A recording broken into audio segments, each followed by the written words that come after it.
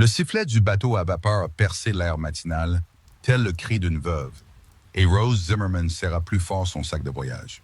Elle descendait la passerelle usée jusqu'au quai d'Eldorado Canyon, dans le territoire du Nevada. Elle se demandait si elle n'avait pas commis la pire erreur de sa vie. Le soleil de septembre de l'année 1876 tapait sans pitié. Il s'abattait sur la petite colonie accrochée aux rives du fleuve Colorado. Et elle avait exactement 7 dollars en poche. Aucune famille ne l'attendait, et son mari était mort du choléra 3 jours après le début de leur voyage vers l'ouest. Il ne lui avait laissé que des dettes et des promesses brisées. Les autres passagers la bousculaient, impatients d'atteindre leur destination. Mais Rose restait figée sur le quai. Sa robe de deuil noir se couvrait déjà de la poussière du vent sec qui balayait le canyon. Elle avait 22 ans et était complètement seule. Elle était dans un monde qui avait peu de patience pour les femmes sans protection ou sans avenir. Son défunt mari, Thomas, lui avait promis une nouvelle vie en Californie. Un nouveau départ loin des attentes étouffantes de la société de Boston. Mais au lieu de cela, elle se retrouvait coincée dans une ville minière rude. Elle avait à peine assez d'argent pour une seule nuit d'hébergement. « Vous ne pouvez pas rester ici, mademoiselle », dit une voix bourrue derrière elle. Elle se retourna et vit le capitaine du bateau, son visage buriné exprimant l'impatience. « Nous partons dans 10 minutes. » Rose hocha la tête sans un mot et força ses pieds à avancer. Elle portait son unique sac vers la rue poussiéreuse qui semblait être l'artère principale de la ville. Des bâtiments en bois brut bordaient les deux côtés. Leur fausse façade donnait une illusion de solidité à ce qui n'était pour la plupart que des structures à ossature de toile. Des saloons, un magasin général, une forge et divers autres établissements se disputaient l'espace dans le canyon étroit. Le son des marteaux sur la roche résonnait depuis les collines environnantes où les mineurs exploitaient leurs concessions. Et l'air avait un goût de minéraux et d'espoir désespéré. Elle marchait lentement, essayant d'avoir l'air déterminé, même si elle n'avait aucune destination en tête. Des hommes s'arrêtaient pour la dévisager, et elle sentait leurs yeux comme des fers rouges sur sa peau. Une femme convenable voyageant seule était déjà assez inhabituelle. Mais une jeune veuve sans escorte était pratiquement une invitation aux ennuis. Elle garda le regard droit devant elle et le menton haut. C'était une posture que sa mère lui avait inculquée depuis l'enfance, même si son cœur battait la chamade de peur. Le magasin général semblait l'option la plus sûre. Rose poussa donc la porte, reconnaissante de la fraîcheur relative à l'intérieur. Le propriétaire, un homme chauve aux yeux méfiants, la toisa de haut en bas. « Je peux vous aider ?» demanda-t-il, bien que son ton suggérât qu'il préférerait ne pas le faire. « Je cherche un logement, » dit Rose en essayant de garder sa voix stable. « Y a-t-il une pension respectable en ville? » L'homme ricana. « Respectable? Madame, c'est un camp de mineurs, pas San Francisco. Il y a l'hôtel Silver Star, mais je ne dirais pas qu'il est respectable, exactement. C'est Madame Fletcher qui le tient, cependant. Donc c'est ce que vous trouverez de plus sûr. »« Merci, dit Rose. Et où pourrais-je trouver un emploi? Je sais lire et écrire. J'ai de l'expérience en comptabilité et je peux coudre et cuisiner. » L'expression du propriétaire s'adoucit légèrement. « Vous êtes veuve? »« Récemment, » admet Rose Polston. « Mon mari est décédé pendant le voyage. »« C'est un coup dur, dit-il, et il semblait sincère. Il n'y a pas beaucoup de demandes pour la comptabilité ici, et les mineurs font leur propre cuisine, si on peut appeler ça comme ça. Vous pourriez demander à Madame Fletcher si elle a besoin d'aide à l'hôtel. Parfois, les saloons embauchent des femmes, mais ce n'est pas le genre de travail qu'une dame comme vous voudrait. » Rose sentit son estomac se nouer. Elle savait de quel genre de travail il parlait, et il avait raison. Ce n'était pas quelque chose qu'elle pouvait envisager. Pas encore, pas à moins que les choses ne deviennent vraiment désespérées. « Merci pour votre aide, » dit-elle doucement. L'hôtel Silver Star se trouvait 3 bâtiments plus loin. C'était une structure de 2 étages qui semblait légèrement plus solide que ses voisines. Rose monta les marches du porche et entra. Elle se retrouva dans un petit hall avec un bureau et quelques chaises. Une femme dans la cinquantaine sortit d'une arrière-salle, s'essuyant les mains sur son tablier. « Je peux vous aider ?» demanda-t-elle. « Madame Fletcher, j'ai besoin d'une chambre et j'espérais que vous auriez du travail à proposer. Je suis prête à faire n'importe quoi de respectable. Le ménage, la cuisine, la couture, tout ce dont vous avez besoin. » Madame Fletcher l'étudia avec des yeux vifs mais pas méchants. « Vous êtes la veuve du bateau. Les nouvelles vont vite dans une ville de cet état. J'ai entendu dire que votre mari est mort en chemin. Rose hocha la tête, ne faisant pas confiance à sa voix. Elle ne s'était pas autorisée à faire son deuil correctement. Elle n'en avait pas eu le temps, et elle ne pouvait pas se permettre de craquer maintenant. Je peux vous donner une chambre pour $1 par semaine si vous aidez au nettoyage et à la cuisine, dit Madame Fletcher après un moment. Ce n'est pas grand-chose, mais c'est un travail honnête, et vous aurez un toit sur la tête. La chambre est petite, mais il y a un verrou sur la porte. Le soulagement submergea Rose si soudainement qu'elle se sentit étourdie. « Merci, murmura-t-elle. Merci beaucoup. »« Ne me remerciez pas encore, madame, » dit Fletcher avec un sourire fatigué. « C'est un travail difficile et les clients ne sont pas toujours agréables. Mais vous avez l'air d'avoir du crâne et j'ai besoin d'aide. Mon mari est mort l'année dernière et je gère cet endroit toute seule. » Rose paya sa première semaine et suivit Madame Fletcher à l'étage. Elle la mena à une minuscule chambre à peine assez grande pour un lit étroit et une table de toilette. Mais c'était propre et il y avait une fenêtre qui donnait sur le canyon et c'était à elle. Elle posa son sac et s'assit sur le lit. Elle se permit enfin de sentir le poids de tout ce qui s'était passé au cours des 2 dernières semaines. Elle avait épousé Thomas lors d'une cérémonie hâtive, emportée par son enthousiasme et ses promesses d'aventure.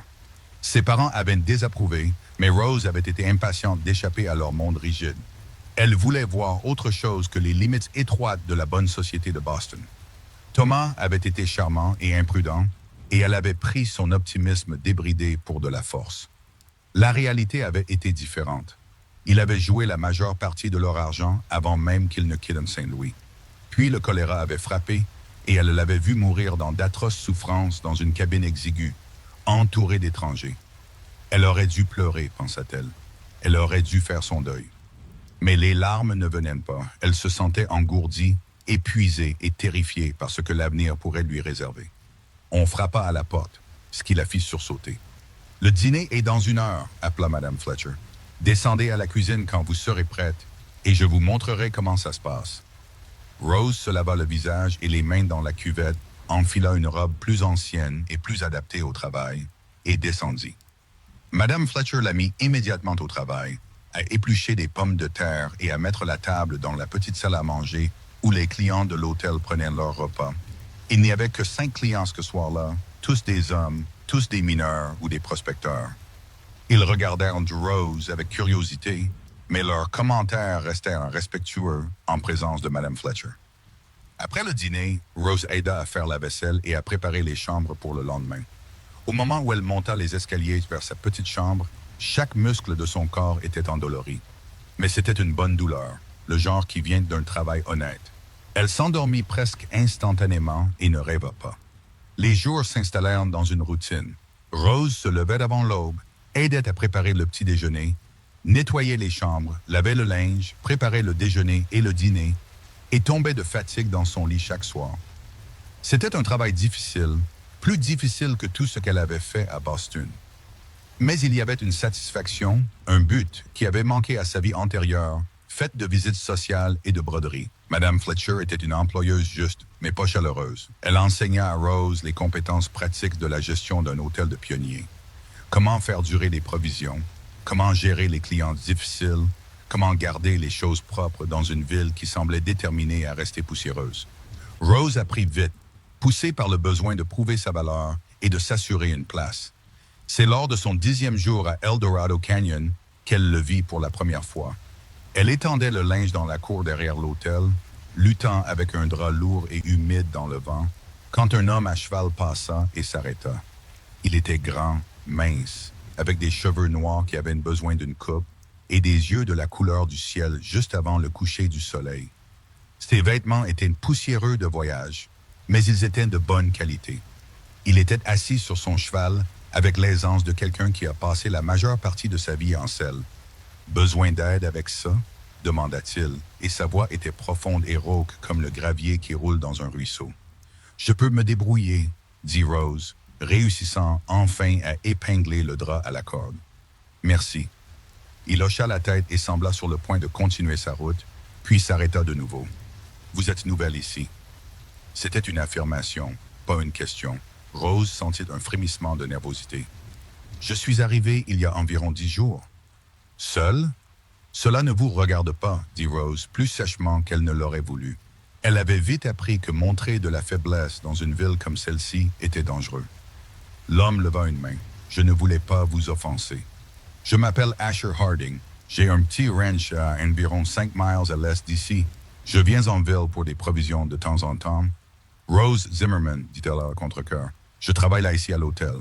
Ravi de vous rencontrer, Madame Zimmerman. Il toucha son chapeau et continua sa route. Mais Rose sentit son regard s'attarder. Quelque chose dans sa poitrine se serra d'une manière qui n'avait rien à voir avec la peur. Ce soir-là, alors qu'elle servait le dîner, Asher Harding entra dans la salle à manger et prit place à une table. Madame Fletcher haussa un sourcil en le voyant. « Asher Harding, si je ne m'abuse, dit-elle, qu'est-ce qui vous amène dans mon établissement? D'habitude, vous campez près de la pension pour chevaux quand vous venez en ville. Je me suis dit que je m'offrirais un repas décent pour une fois, dit-il avec un léger sourire. Si ça ne vous dérange pas, Margaret. Votre argent est aussi bon que celui de n'importe qui, dit Madame Fletcher. Elle semblait sincèrement heureuse de le voir, ce qui était inhabituel. La plupart des clients avaient à peine droit à un mot poli de sa part. Rose le servit tranquillement, consciente que ses yeux suivaient ses mouvements. Elle se sentit mal à l'aise d'une manière qu'elle n'avait pas ressentie depuis son arrivée. Elle prit soudain conscience de sa robe usée et des mèches de cheveux s'échappant de son chignon. Après le dîner, alors qu'elle débarrassait les plats, Asher l'arrêta. « Madame Zimmerman, j'espère ne pas vous avoir offensé tout à l'heure. Je suis resté trop longtemps seul dans les plaines. J'en oublie parfois mes manières. » « Vous ne m'avez pas offensé, Monsieur Harding, dit Rose. Je suis simplement prudente. Une femme seule doit l'être.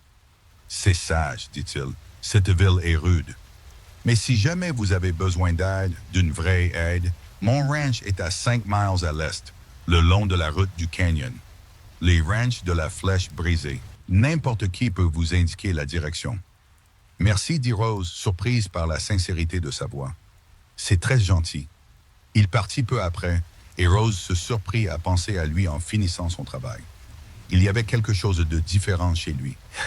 Quoi qu'il y en ait chez lui, quelque chose qui le distinguait des autres hommes de la ville.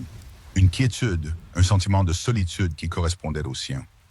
Madame Fletcher remarqua sa distraction. « Asher Harding est un homme bien, dit-elle alors qu'elle nettoyait la cuisine.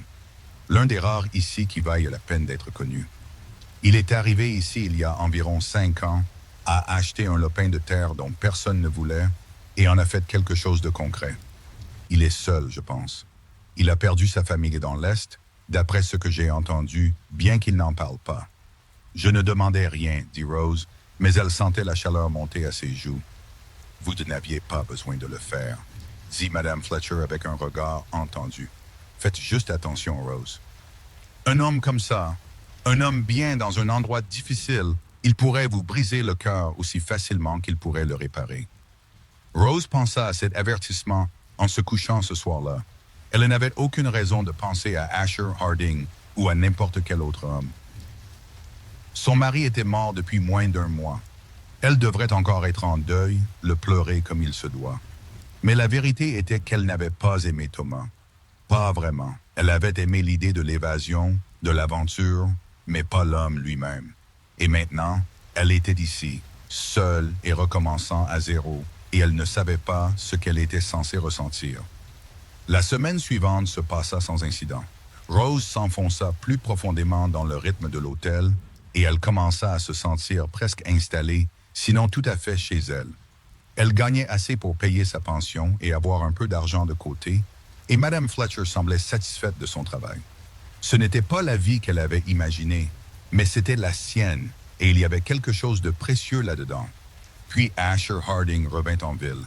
Elle le vit d'abord au magasin général, en train d'acheter des provisions. Il la salua poliment et lui demanda comment elle s'installait. Elle répondit brièvement, consciente que le propriétaire du magasin et d'autres clients observaient avec intérêt. Dans une ville aussi petite, toute interaction entre une jeune veuve et un homme célibataire était matière à commérage. Mais ce soir-là, il vint de nouveau à l'hôtel pour dîner, et cette fois, il s'attarda après, sirotant une tasse de café dans la salle à manger désormais vide pendant que Rose nettoyait. « Madame Zimmerman, dit-il finalement, puis-je vous parler franchement? Rose s'arrêta, tenant une pile d'assiettes. Je suppose que oui. Je me surprends à penser à vous, dit-il, ses yeux directs. Je sais que c'est direct, et je sais que vous êtes veuve depuis peu, et je ne veux manquer de respect à votre défunt mari. Mais je voulais que vous sachiez que si jamais vous avez besoin de quoi que ce soit, absolument n'importe quoi, je suis prêt à vous aider. Sans condition, sans attente. Je sais juste ce que c'est que d'être seul dans un endroit comme celui-ci, et je ne voudrais pas que vous sentiez que vous n'avez personne vers qui vous tourner. Rose posa les assiettes avec précaution, ses mains se mettant soudain à trembler. « Pourquoi » demanda-t-elle. « Vous ne me connaissez pas. »« Non, admit-il, mais je reconnais quelque chose en vous. Une sorte de, je ne sais pas, de détermination, je suppose. Vous me rappelez ma mère. C'était une femme forte, elle nous a élevés, mes frères et moi, après la mort de mon père. Elle n'a jamais abandonné, peu importe les difficultés. Que lui est-il arrivé ?» demanda doucement Rose. « La fièvre l'a emporté il y a environ 6 ans, dit Asher. Mes frères aussi. J'ai été le seul à survivre. C'est à ce moment-là que je suis venu ici. Je ne supportais plus d'être dans cette maison vide, entourée de fantômes. » Rose ressentit une soudaine affinité avec cet homme tranquille. Ils fuyaient tous les deux quelque chose, essayant tous les deux de construire de nouvelles vies sur les décombres des anciennes. « Je suis désolé pour votre perte, dit-elle, et merci pour votre offre. Elle signifie plus que vous ne l'imaginez. » Il hocha la tête, finit son café et partit. Mais quelque chose avait changé entre eux. Une connexion invisible s'était forgée, et Rose se surprit à attendre sa prochaine visite avec une impatience qui l'excitait et l'effrayait à la fois. Au cours des semaines suivantes, Asher Harding devint une présence régulière à l'hôtel. Il venait en ville tous les quelques jours, toujours pour une course ou une autre, et il dînait toujours au Silver Star. Lui et Rose tombèrent dans une routine de conversation, de brefs échanges qui devinrent progressivement plus longs et plus personnels. Elle apprit qu'il avait 27 ans, qu'il avait grandi dans une ferme du Missouri, qu'il aimait la terre mais trouvait l'élevage plus dur et plus solitaire qu'il ne l'avait prévu. Il apprit qu'elle venait de Boston, qu'elle avait été éduquée dans une bonne école, qu'elle s'était mariée à la hâte et le regrettait, bien qu'elle essayât de parler gentiment de Thomas malgré tout. Madame Fletcher observait leur amitié grandissante avec un mélange d'approbation et d'inquiétude. « C'est un homme bien, Rose, dit-elle un soir. Mais assure-toi d'être prête avant de le laisser s'approcher de trop près. Tu as traversé beaucoup de choses. »« Je sais, dit Rose, je ne cherche rien, vraiment. J'apprécie juste de parler avec lui. »« C'est comme ça que ça commence, dit Madame Fletcher avec un sourire. « C'est comme ça que ça devrait commencer. » Par un après-midi d'octobre frais, Asher apparut à l'hôtel pendant la journée, ce qui était inhabituel. Rose était dans la cuisine en train de préparer les légumes pour le repas du soir quand Madame Fletcher l'appela. « Rose, Asher est là et il te demande. Il dit qu'il veut te montrer quelque chose. Je lui ai dit que tu avais du travail à faire, mais il dit que c'est important. » Rose s'essuya les mains sur son tablier et se rendit dans le hall où Asher se tenait, chapeau à la main, l'air étrangement nerveux. « Madame Zimmerman, dit-il, je sais que c'est direct, mais je me demandais si vous voudriez bien venir à mon ranch. J'ai quelque chose sur lequel j'aimerais avoir votre avis, et c'est une belle journée pour une promenade à cheval. Madame Fletcher a dit qu'elle pouvait se passer de vous pendant quelques heures si vous êtes d'accord. » Rose jeta un coup d'œil à Madame Fletcher, qui hocha légèrement la tête. « Allez-y, dit-elle. Vous avez travaillé dur. Vous méritez un après-midi de congé. » Rose hésita. Il ne serait pas tout à fait convenable d'aller seul avec lui à son ranch, mais d'un autre côté, très peu de choses dans sa situation actuelle étaient convenables. Et elle découvrit qu'elle voulait voir sa maison pour mieux comprendre cet homme qui était devenu une présence si inattendue dans sa vie. « D'accord, dit-elle. Laissez-moi prendre mon châle. » Asher avait amené une jument douce pour elle et ils partirent ensemble le long de la route du canyon. Le paysage était austère mais magnifique. Des falaises de roches rouges s'élevant de chaque côté, la rivière scintillant d'argent au loin. Asher chevauchait facilement à ses côtés, lui montrant des points de repère et lui parlant de la région. « C'est un pays difficile, dit-il, mais il y a une liberté ici que je n'ai jamais ressentie dans l'Est. On peut voir à des kilomètres et personne n'est derrière votre épaule pour vous dire comment vivre. »« Ça doit être agréable, dit Rose. » Je me sentais toujours comme si j'étouffais à Boston. Il y avait tellement de règles, tellement d'attentes. Est-ce pour ça que vous avez épousé votre mari? Demanda doucement Asher. Pour m'échapper en partie, admet Rose. Ça, et je crois que je voulais croire en quelque chose. Il était si plein de projets et de rêves. Ça semblait excitant.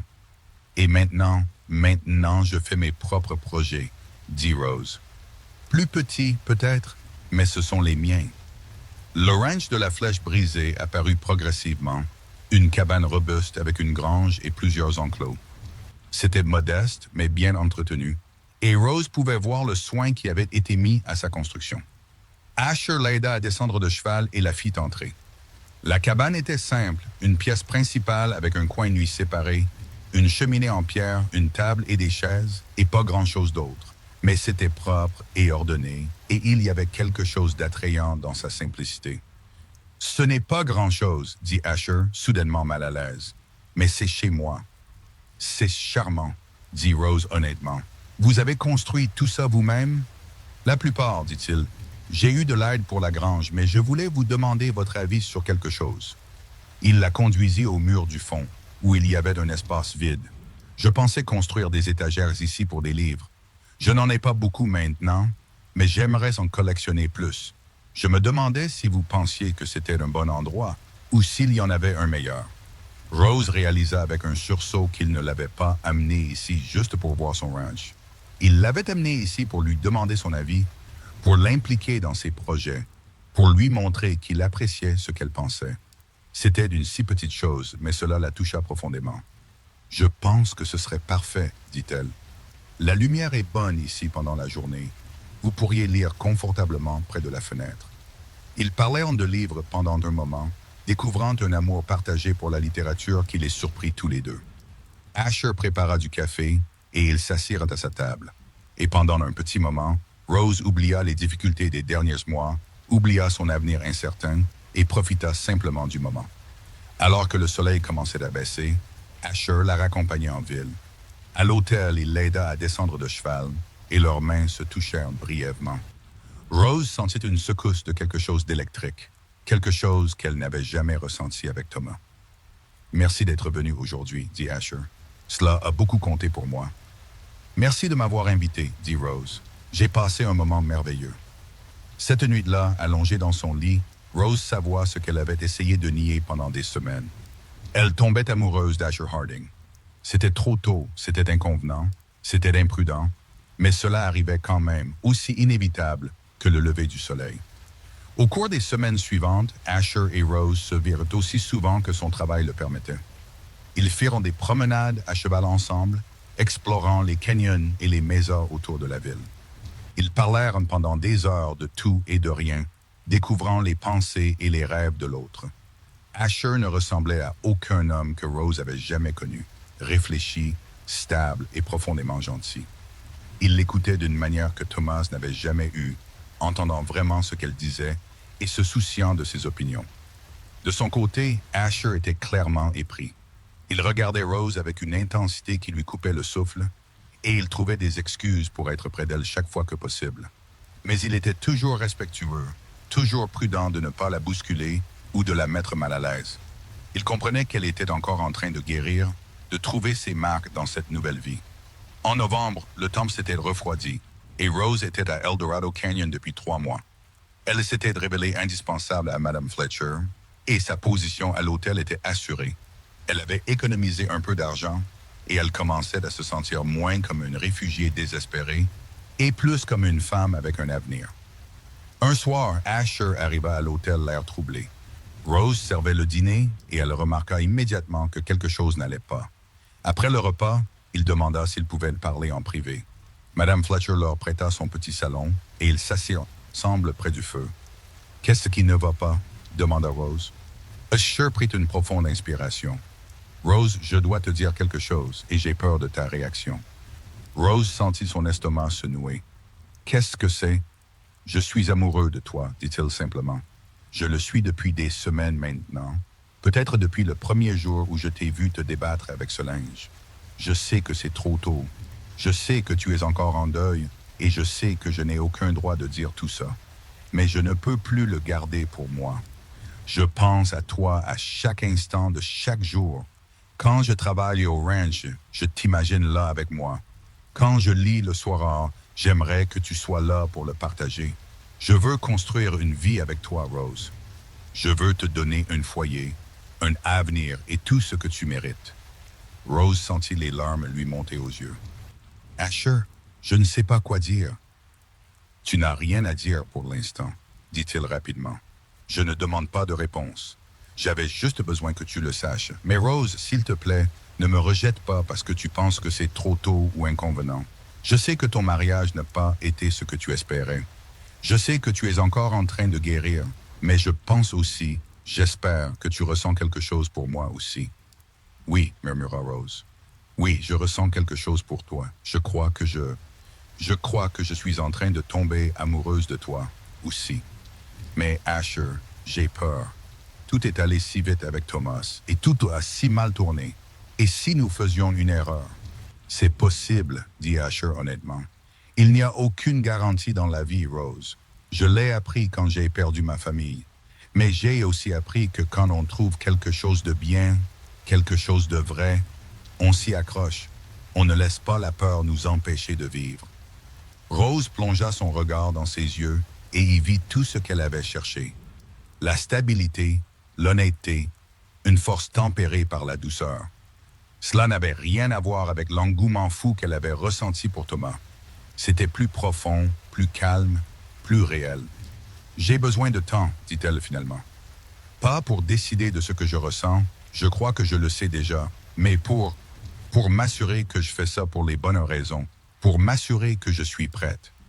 Prends tout le temps dont tu as besoin, dit Asher. Je ne vais nulle part. Les mois d'hiver furent rudes à Eldorado Canyon. Le vent hurlait à travers les parois du canyon et la neige saupoudrait occasionnellement les roches rouges. L'hôtel était plus calme car moins de voyageurs bravaient le temps, mais Rose et Madame Fletcher restaient occupées avec les pensionnaires réguliers et le prospecteur occasionnel cherchant un abri contre le froid. Asher venait moins souvent en ville car le travail au ranch le tenait occupé et le temps rendait le voyage plus difficile. Mais il écrivait des lettres, de simples notes sur ses journées et ses pensées, et Rose les chérissait. Elle lui répondait, ses propres lettres devenant plus longues et plus personnelles au fil des semaines. Au moment où le printemps arriva, apportant un temps plus chaud et des fleurs sauvages au canyon, Rose sut quelle serait sa réponse. Elle avait passé l'hiver à réfléchir, à guérir et à devenir plus forte. Elle avait économisé assez d'argent pour se sentir en sécurité. Et surtout, elle avait réalisé que son amour pour Asher n'était pas né du désespoir ou du besoin d'être sauvé. Il était réel, profond et vrai, construit sur l'amitié, le respect et une véritable connexion des âmes. Par un chaud matin d'avril, Asher arriva en ville et se dirigea directement vers l'hôtel. Il avait l'air nerveux, son chapeau se tordant entre ses mains. « Rose, dit-il, je sais que j'ai dit que je te donnerais du temps, et je le pensais. Mais je ne peux plus attendre pour te demander. Veux-tu m'épouser? Veux-tu venir au ranch et construire une vie avec moi? Je te promets que je passerai chaque jour à essayer de te rendre heureuse. » Rose sourit, ressentant une joie si pure qu'elle en avait presque mal. « Oui, dit-elle. Oui, Asher, je veux bien t'épouser. » Il la souleva dans ses bras, la faisant tourner sur elle-même, là, dans le hall de l'hôtel. Madame Fletcher sortit en courant de la cuisine en entendant le bruit, puis afficha un large sourire en les voyant. « Il était temps, dit-elle. Je me demandais combien de temps vous alliez tourner autour du pot tous les deux. » Ils se marièrent 2 semaines plus tard lors d'une simple cérémonie dans la petite église de la ville. Madame Fletcher se tenait aux côtés de Rose et le forgeron local aux côtés d'Asher. Rose portait une nouvelle robe bleu pâle au lieu de noir et elle sentit comme si un poids avait été enlevé de ses épaules. Cette fois, elle se mariait les yeux grands ouverts, en pleine connaissance d'elle-même et de l'homme auquel elle unissait sa vie. La réception eut lieu à l'hôtel et il semblait que toute la ville était venue pour célébrer. Rose fut touchée par le nombre de personnes qui étaient devenues des amies au cours des derniers mois. Des gens qui l'avaient accueillie et lui avaient donné une chance de faire ses preuves. Ce soir-là, Asher l'emmena chez elle, au ranch de la Flèche brisée. Il avait passé des semaines à préparer, à nettoyer et à réparer des choses, ajoutant de petites touches qu'il pensait qu'elle aimerait. Il y avait des rideaux aux fenêtres, des fleurs dans un bocal sur la table et des livres sur les nouvelles étagères qu'il avait construites. « Bienvenue à la maison », dit-il, et Rose sentit des larmes de bonheur sur ses joues. Cette nuit-là, ils consommèrent leur mariage avec une tendresse qui coupa le souffle à Rose. Asher était patient et doux, si différent de l'impatience brutale de Thomas. Il la fit se sentir chérie, désirée et belle. Et quand ils s'endormirent enfin dans les bras l'un de l'autre, Rose ressentit une paix qu'elle n'avait jamais connue auparavant. La vie au ranch était un dur labeur, mais Rose s'y jeta avec enthousiasme. Elle apprit à s'occuper des poulets et à planter un jardin, à conserver la nourriture et à réparer les clôtures. Asher lui apprit à mieux monter à cheval, et ils passaient des soirées à chevaucher pour regarder le coucher de soleil sur le canyon. Ils parlaient, riaient et travaillaient côte à côte, construisant leur vie ensemble, un jour à la fois. Madame Fletcher venait leur rendre visite de temps en temps, toujours heureuse de voir à quel point Rose était devenue heureuse. « Tu t'es épanouie ici », dit-elle à Rose un après-midi, alors qu'elles étaient assises sur le porche à écosser des pois. Comme une fleur qui avait juste besoin du bon sol. « Je ne savais pas que je pouvais être aussi heureuse », admit Rose. « Après la mort de Thomas, après tout ce qui s'est passé, je pensais que peut-être je n'étais pas faite pour ce genre de vie. »« Tu as toujours été faite pour ça », dit Madame Fletcher. « Tu devais juste trouver la bonne personne avec qui la partager. » À la fin de l'été, Rose réalisa qu'elle était enceinte. Elle le dit à Asher un soir après le dîner, nerveuse de sa réaction. Son visage s'illumina du plus grand sourire qu'elle ait jamais vu. « Un bébé », dit-il, sa voix pleine d'émerveillement. « Rose, c'est de la meilleure nouvelle que j'ai jamais entendue. » Il fut attentif et protecteur tout au long de sa grossesse, insistant pour qu'elle se repose davantage et fasse moins de travaux lourds. Rose grommelait d'être choyée, mais secrètement, elle aimait son inquiétude. Ils passèrent l'hiver à se préparer, à construire un berceau et à coudre de minuscules vêtements, à parler de prénoms et d'avenir. Leur fils naquit par un froid matin de février en 1878, avec Madame Fletcher comme sage-femme. L'accouchement fut long et difficile, et il y eut des moments où Rose eut peur, mais Asher resta à ses côtés tout le temps, lui tenant la main et murmurant des encouragements. Quand elle tint enfin leur bébé dans ses bras, Rose ressentit un amour si féroce qu'il l'effraya presque. Il était parfait, avec une tignasse de cheveux noirs et les yeux de son père, et ils le nommèrent James, en l'honneur du père d'Asher. Asher se révéla être un père dévoué, toujours désireux de tenir son fils, de lui chanter des chansons, de le regarder dormir. Rose le trouvait souvent dans le fauteuil à bascule près du feu, James blotti contre sa poitrine, tous deux paisibles et contents. Les années qui suivirent furent remplies de dur labeur et de joie simple. Le ranch prospéra lentement mais sûrement, et ils ajoutèrent plus de bétail, agrandirent la grange et améliorèrent la maison. James devint un garçon vif et curieux, toujours dans les jambes et plein de questions. Quand James eut 3 ans, Rose donna naissance à leur deuxième enfant, une fille qu'ils nommèrent Sarah. Elle était plus calme que son frère, avec les cheveux auburn de Rose et une disposition réfléchie. 2 ans plus tard, un autre fils arriva, Robert, qui fut tout en énergie et en espièglerie dès le début. La maison qui avait autrefois semblé trop grande pour Asher seul résonnait maintenant des rires des enfants. Les repas étaient chaotiques et les couchers étaient des batailles. Mais Rose n'aurait rien changé. C'était de la vie dont elle avait rêvé sans le savoir, désordonnée, réelle et pleine d'amour. Eldorado Canyon changea au fil des ans. Les mines d'argent s'épuisèrent et beaucoup de gens partirent. Mais un noyau de communauté resta. Des gens qui avaient pris racine et étaient déterminés à construire quelque chose de durable. La ville eut une véritable école et Rose se porta volontaire comme enseignante, mettant son éducation à profit. Asher siégea au conseil municipal, respecté pour son équité et son bon jugement. Madame Fletcher vieillit mais resta aussi vive que jamais. Elle finit par vendre l'hôtel et construisit une petite maison près du ranch, insistant sur le fait qu'elle ne devenait pas sentimentale, mais voulait juste être près de sa famille adoptive. Elle devint une figure de grand-mère bien aimée pour les enfants, toujours prête avec des histoires et des sucreries. Pour leur 10e anniversaire, Asher surprit Rose avec un voyage à San Francisco. Ils laissèrent les enfants avec Madame Fletcher et passèrent une semaine à explorer la ville, allant au théâtre et au restaurant, se promenant le long du front de mer. C'était excitant et amusant, mais Rose se surprit à avoir hâte de rentrer à la maison. San Francisco était impressionnant, mais ce n'était pas là que se trouvait son cœur. Je n'aurais jamais pensé être heureuse dans un endroit comme celui-ci, dit Rose à Asher lors de leur dernière nuit dans la ville, alors qu'ils se tenaient sur le balcon de leur hôtel, regardant les lumières. Quand je suis descendu de ce bateau fluvial à El Dorado Canyon, j'étais terrifié. Je n'avais nulle part où aller, aucune idée de ce que j'allais faire. Et puis un cowboy solitaire a dit « Tournez-vous vers moi toujours », termina Asher avec un sourire, la serrant contre lui. La meilleure décision que j'ai jamais prise, c'est de te demander de me faire confiance. La meilleure décision que j'ai jamais prise, c'est de dire oui, répondit Rose. Ils rentrèrent chez eux pour trouver que les enfants avaient rendu Madame Fletcher folle, mais tout le monde avait survécu. La vie reprit son rythme confortable, le pouls régulier des saisons, du travail et de la famille. Au fil des ans, les enfants grandirent. James se révéla avoir le don de son père avec les animaux et se mit naturellement à l'élevage. Sarah était studieuse comme sa mère et parlait de devenir enseignante. Robert essayait toujours de trouver sa place, tiraillé entre une douzaine d'intérêts différents. Rose enseigna à l'école pendant de nombreuses années, devenant finalement la directrice.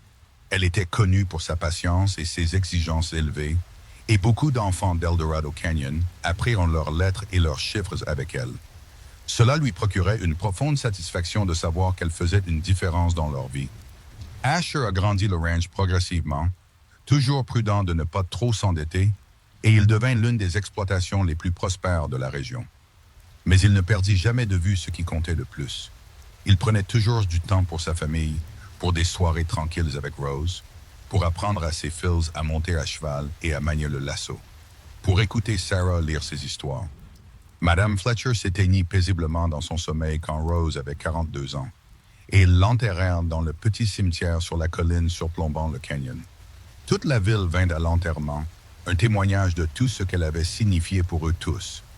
Rose pleura profondément la femme qui lui avait donné une chance quand elle n'avait rien, qui était devenue la mère qu'elle avait laissée derrière elle à Boston. Le temps passa, comme il le fait toujours. Les enfants devinrent des adultes et commencèrent leur propre vie. James reprit une plus grande partie des opérations du ranch, construisant finalement une maison pour lui-même sur la propriété.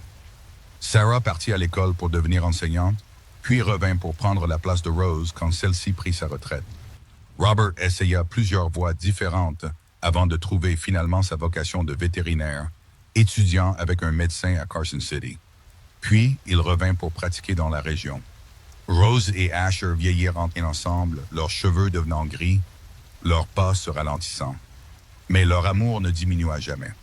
Au contraire, il s'approfondit, assaisonné par des années d'expérience partagée, en surmontant les épreuves et en célébrant les joies ensemble.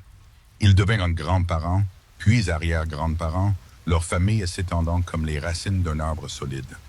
La maison du ranch était toujours pleine de bruit et de rire lorsque tout le monde se réunissait pour les vacances et les célébrations. Pour le 65e anniversaire de Rose, toute la famille se réunit pour une fête. En regardant tous ces visages, la vie qu'elle et Asher avaient construite à partir de rien, elle se sentit submergée de gratitude. Ce soir-là, après que tout le monde soit rentré, elle et Asher s'assirent sur leur porche, regardant le coucher de soleil comme ils l'avaient fait d'innombrables fois au cours des 43 dernières années. « Penses-tu parfois à ce jour où tu m'as vu étendre le linge ?» demanda Rose. « Tout le temps, » dit Asher. « Je me souviens encore exactement de ton apparence, si déterminée et fière même si tu étais clairement épuisée. J'ai su à ce moment-là que tu étais quelqu'un de spécial. J'étais terrifié, admit Rose. Je n'avais aucune idée de ce que j'allais faire, de comment j'allais survivre. Mais tu as survécu, dit Asher. Tu as fait plus que survivre. Tu as construit une vie, enseigné à des dizaines d'enfants, élevé une famille. Tu m'as étonné alors et tu m'étonnes encore maintenant. Nous l'avons fait ensemble, dit Rose en prenant sa main. Je n'aurais rien pu faire de tout cela sans toi. Quand je suis descendu de ce bateau fluvial sans nulle part où aller, tu m'as donné un endroit où appartenir. Tu m'as tout donné. Tu m'as donné tout autant, dit Asher. Plus peut-être. Avant toi, je ne faisais que suivre le mouvement, travaillant au ranch mais sans vraiment vivre. Tu m'as appris à être heureux à nouveau, à ouvrir mon cœur à nouveau. Ils s'assirent dans un silence confortable alors que le ciel passait de l'or au violet puis à l'indigo. Les parois du canyon captaient la dernière lumière, brillant comme des braises, et quelque part au loin, un coyote appela. « Je t'aime, dit doucement Rose. Je t'aime tellement que ça me coupe encore le souffle parfois. »« Je t'aime aussi, répondit Asher. Je t'ai toujours aimé et je t'aimerai toujours. » Les années continuèrent de passer, doucement maintenant, comme une rivière coulant vers la mer. Asher et Rose restèrent actifs aussi longtemps qu'ils le purent, chevauchant encore ensemble les beaux jours, s'occupant toujours du jardin, accueillant toujours la famille dans leur maison.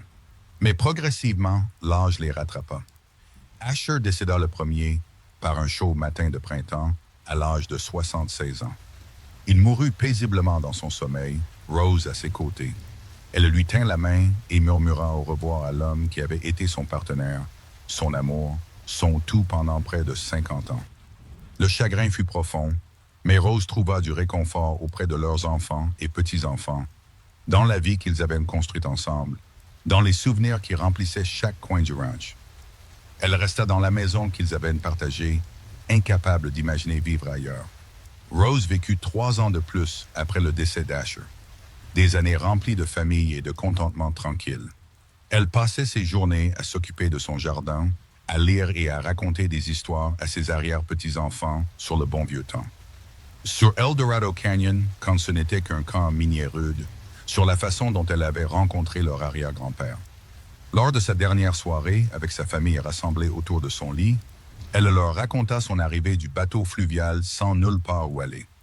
Elle leur parla du cow-boy solitaire qui avait dit « Tournez-vous vers moi, toujours » et de l'amour qui avait façonné toute sa vie.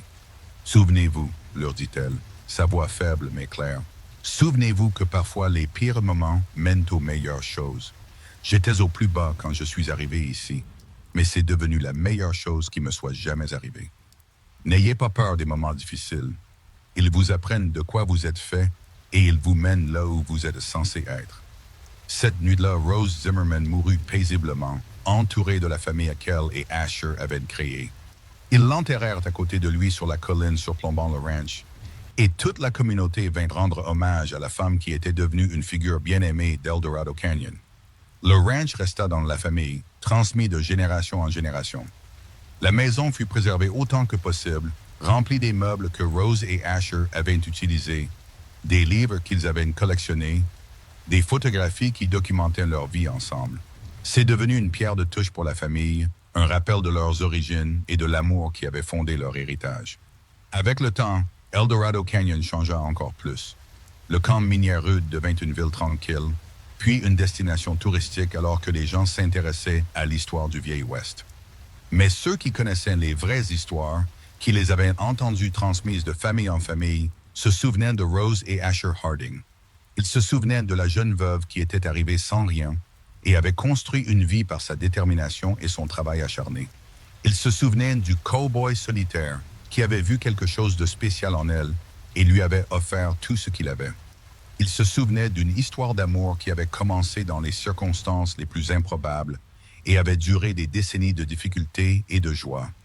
Le ranch de la Flèche brisée est toujours debout, maintenant géré par l'arrière-petit-fils de James, un jeune homme nommé Thomas, qui perpétue la tradition familiale. La cabane a été agrandie de nombreuses fois, mais la structure originale reste en son cœur et les étagères qu'Asher a construites pour les livres bordent toujours un mur. Sur ces étagères, soigneusement conservées, se trouve un petit journal en cuir que Rose a tenu tout au long de sa vie. Elle y a documenté son voyage, depuis le jour terrifiant où elle est descendue du bateau fluvial jusqu'à la joie de son mariage, les naissances de ses enfants, les innombrables petits moments qui ont constitué une vie bien vécue. La dernière entrée, écrite quelques jours seulement avant sa mort, dit simplement « Je suis venu dans l'Ouest en cherchant à m'échapper et j'ai trouvé un foyer. Je me suis marié une fois pour de folles raisons et une fois par amour. On m'a donné une seconde chance et je l'ai saisie, et cela a fait toute la différence. À quiconque lira ceci, Souvenez-vous qu'il n'est jamais trop tard pour recommencer, jamais trop tard pour ouvrir son cœur, jamais trop tard pour se tourner vers l'amour quand il vous appelle. Merci Asher d'avoir été mon foyer, mon cœur, mon toujours. Et ainsi l'histoire de Rose et Asher Harding a continué à vivre, non seulement dans les journaux et les histoires de famille, mais aussi dans la terre qu'ils avaient travaillée, la communauté qu'ils avaient aidé à construire, et l'héritage d'amour qu'ils avaient laissé derrière eux. Ils avaient commencé avec rien d'autre que l'espoir et la détermination, et ils avaient construit quelque chose qui durerait longtemps après leur départ. En fin de compte, c'est ce qui comptait, pas les épreuves qu'ils avaient affrontées ou les obstacles qu'ils avaient surmontés, mais l'amour qu'ils avaient partagé et la vie qu'ils avaient créée ensemble. D'un début terrifiant sur un quai poussiéreux à une fin paisible entourée de familles, leur histoire était une histoire de résilience, de seconde chance et du pouvoir transformateur de l'amour. Le ranch prospère toujours, la famille se rassemble toujours, et les soirs tranquilles, quand le soleil se couche sur le canyon et peint les rochers de nuances d'or et de rouge, on peut presque les voir là, Rose et Asher, assis sur le porche de leur cabane, les mains jointes, regardant la beauté de la terre qu'ils aimaient, ensemble comme ils l'ont toujours été, ensemble comme ils le seraient toujours, dans la mémoire et dans le cœur de tous ceux qui sont venus après. Leur histoire était l'une des nombreuses de l'Ouest sauvage, mais elle était aussi unique, un témoignage du courage qu'il faut pour recommencer, pour faire confiance à nouveau, pour aimer à nouveau après une perte. Rose était descendue de ce bateau fluvial sans nulle part où aller, et Asher avait dit « Tournez-vous vers moi toujours ». Elle l'avait fait, et ensemble, ils avaient construit quelque chose de beau et de durable. Et c'était là, au final, l'essentiel.